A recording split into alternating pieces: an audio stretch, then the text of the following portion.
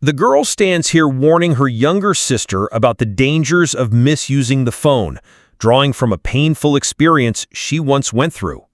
It all began when she received a call from a young man who flattered her and assured her of his good intentions. She took the bait and embarked with him on long phone conversations filled with open flirtation and infatuation. Hannah says, "I used to wait for my mother to be absent or occupied just so I could hear his voice and speak with him. Because I was so attached to him and carried away by our conversations, I even gave him the best times to call me without raising suspicion or facing trouble. I also gave him accurate information about my family and home. He captivated me with his words and flirtation to the point where I lost sight of myself, my faith, and my values. I almost got into his car after he made me promises that he would never harm me. I had planned to sneak away with him for just 1 hour during a family wedding at a celebration hall. But God saved me from my ignorance when I read a story titled, 'O Girl of the Future, Why Are You Throwing Yourself into the Mire of Immorality?'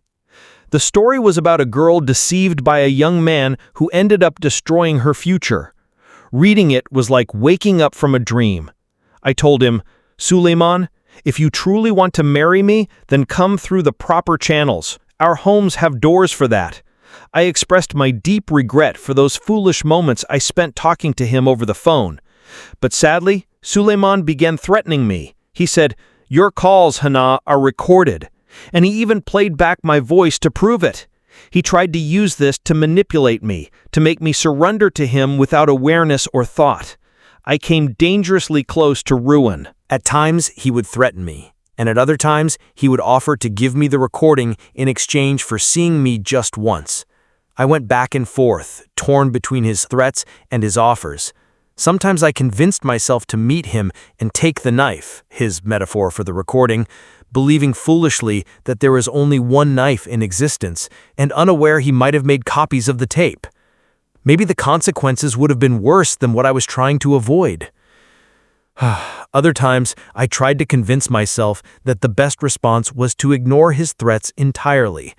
I was deeply confused, unable to ask anyone for help out of fear of being exposed, especially since I was waiting for suitors and living behind a door filled with worries and racing thoughts. I turned to God for help, and whoever places their trust in God, He is sufficient for them. I decided to present my issue indirectly to an educated and upright relative of ours. I disguised the story as if it belonged to someone else and asked for her opinion. She advised me strongly to ignore him and leave him behind. She said his threats only confirmed his guilt and that he wouldn't be able to do anything. Even if he could, responding to a mistake with a bigger one would be foolishness and poor judgment. Tell her, she said, to repent to God and seek forgiveness for her sin. Returning at the beginning of a mistake is better than continuing down its path. I took her advice and completely ignored the phone. Praise be to God, I was saved from ruin just in time.